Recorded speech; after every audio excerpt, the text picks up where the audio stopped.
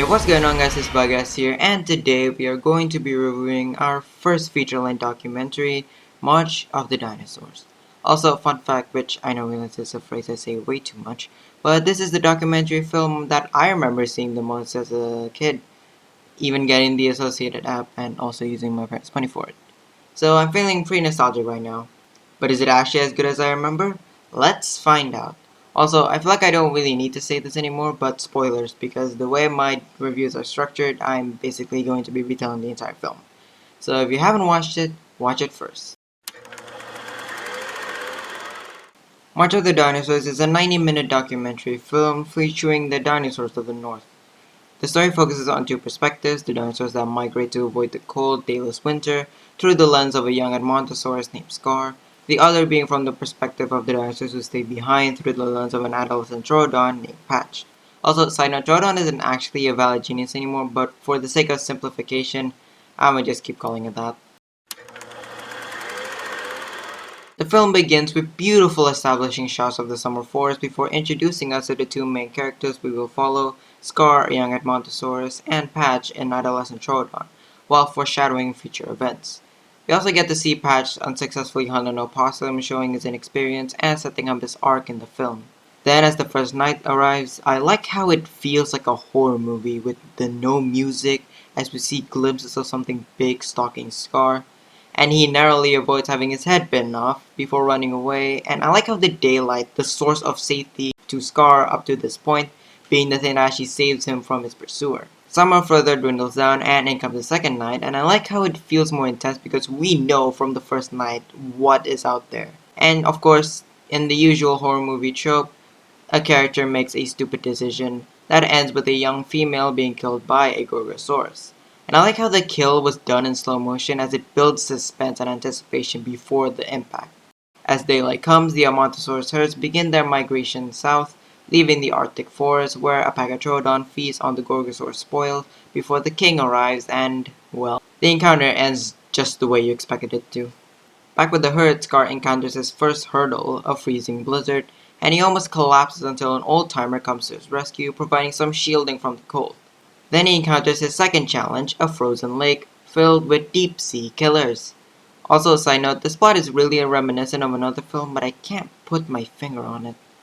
Then, in a volcanic land, the herd encounters food, but the competition is very stiff, not to mention the approaching storm, and a volcano prone to explode. And just to add more fuel to the fire, a pack of hungry Albertosaurus are lurking nearby, ready to, well, I'll let you take a guess. But in the meantime, Patch tries his luck getting a mate, but loses to a more experienced male, once again showing his inexperience. And then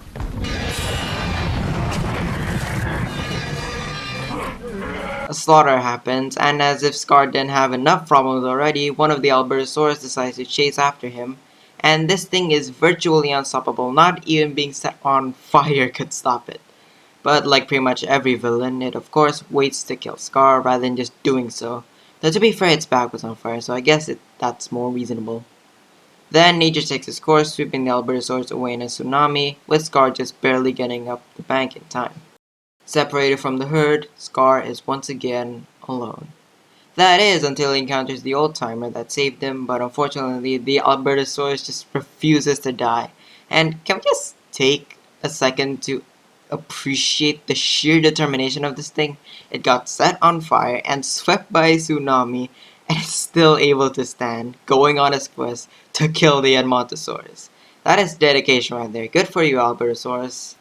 Back in the Arctic forest, Patch wanders off looking for food after his unsuccessful meeting attempt and wanders into the cave containing the Gorgosaurus. And I like how there's a nice callback to the narrator saying earlier how Patch basically sees in slow motion. The Ankylosaur also gets herself flipped over trying to reach for food. Scar and his companion continue on their path, following the herd's footsteps, encountering a stray Pachyrhinosaurus who joins the pair. Okay, now this is really reminding me of another film, and I still can't put my finger on it. At night, the tumor in the old-timer's head finally takes its toll, straying the duo away from the tracks the herd left behind. The next day, the Albertosaurus finally catches up to the pair before engaging in a battle with the old-timer that ends with both of them falling into a ravine. Then the climax with the Arctic Forest dinosaurs begins with the pack of Troodon, including Patch, attacking the upside-down Ankylosaur before the Gorgosaurus arrives, and due to it pulling the Ankylosaur into a lower part of the ground, she manages to flip herself over and impale the Gorgosaurus' leg with its spike, and the king walks off and is laid to rest. The final leg of the journey for Scar is to cross a river filled with large and hungry Prognathodon.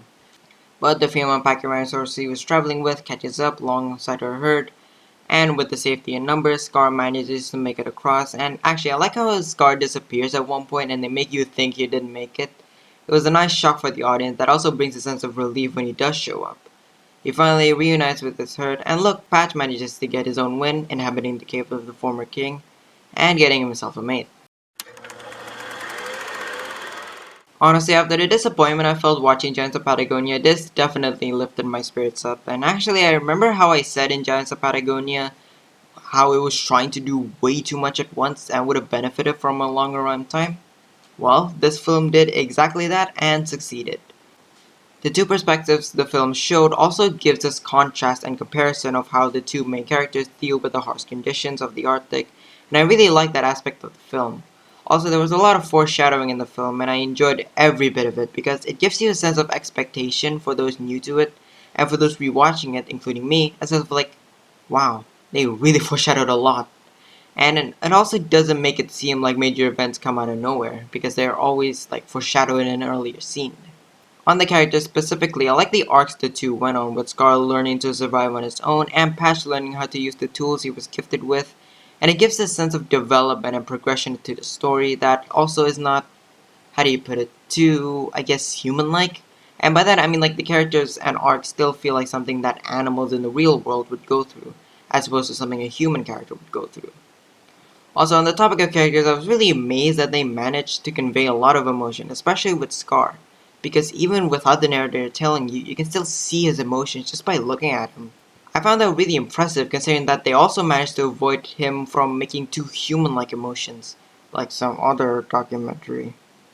Now visuals wise, the CGI is fantastic, and I really like the models specifically. They're super detailed, and I like how they look more realistic, and of course feathered dinosaurs are always a plus.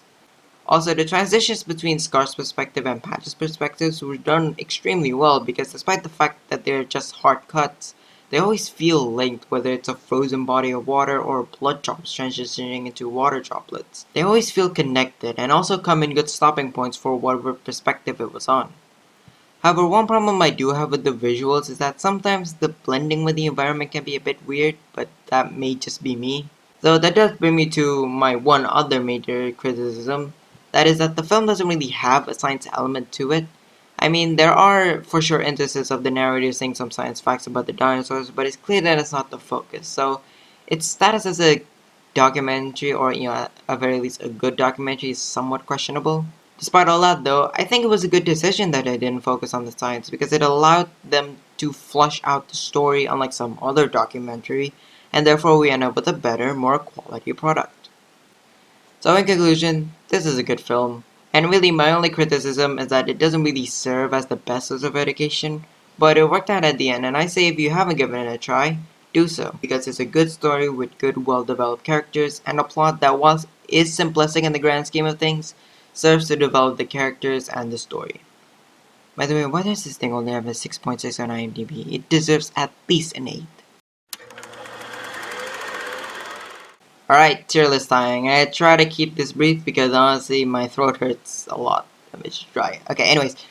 Quality wise, I give it a 4.7 because it's a good story with good characters and arcs, and really the only thing holding it back is the lack of a science element, but like I said in the conclusion segment, I think that worked out because it allowed them to focus all their efforts onto the story rather than also, focus on like discoveries or that other science jazz. And the same wise, I give it a 4.6 because it's an interesting story despite its simplicity, and also has very intense action sequences. I can just name them the final battle with the Arctic Forest dinosaurs, the Albertosaurus ambush, among other things. And while I don't think it's as a documentary, I don't think it's as entertaining as a whole compared to something like Chased by Dinosaurs, but I still think it's pretty dang entertaining. And Chased by Dinosaurs is a documentary specifically made. Well, okay, maybe not. That sounds right wording. That was like almost built to be just for fun and entertainment. So, you know, it's not as entertaining as that, but I do still think it's pretty entertaining among documentaries. Among dinosaurs documentaries, that is. Rewatchability wise, I give it a 4.5 because its total duration is only an hour and 30 minutes, and that's good. But also, since it's all in one go, you can't really take breaks in between like you would if it was split into episodes. Like, 1.5 hours is half the time of the full Walking With series, but the difference is that 1.5 hours in the Walking With series is 3 episodes, which means that, you know, especially for me, it gives time for me to not to write the script, but also to like take breaks in between. You don't have to watch it all in one go. And with this, since it's a film that is not cut into segments, you pretty much have to watch it all in one go. So I don't know, it kind of feels longer that way, kind of like how I mentioned with the what was it, Troodon by Killer Dinosaurs. It felt longer because it's all in one go. But you know, I still think it's good and fun enough to deserve multiple viewings, even if only to find out things that you things that are why can't I say that word? Things to find out new things about it, like I did. Dear God. And as for my personal opinion, I give it a 4.8. And you know, to give you a brief, I really like the film. It's a good film, with good characters. And you know, I don't really like it as much as Sea Monsters, Prehistoric Park, or Ballad of Baal, and or you know, Chased by Sea Monsters. And also, I just realized Dinosaur Planet also has a 4.8. I may need to alter that. But I still like them a lot. I just think the other ones I mentioned were just superior documentaries compared to this. So that brings up to a total of 18.6. Actually giving it the same score as Ballad of Big Al, I'm pretty sure, but I do like Ballad of Big Al more, so it's just going below that. Hope you guys enjoyed the video. If you did, be sure to leave a like and subscribe. Dear God, my voice throughout this entire recording has been a mess. So this might not be as high quality as you want, but wow, I really can't talk today. What is wrong with me? It might not be as high quality as the other ones because voice problems. I don't know why. I'm just dyslexic today. But it's been okay. You haven't seen me in like 2 weeks, I think, 2 and a bit weeks. Assuming I get this video up on time as the plan, which is already delayed a week. But yeah, you haven't seen me in a while because I've had a pretty rough week last week. Which I guess, yeah, it is last week. Yeah. I've had a lot of assignments and I've had a lot of stuff going on, and I just haven't found the time to upload this and or to make videos because I've been tired pretty much.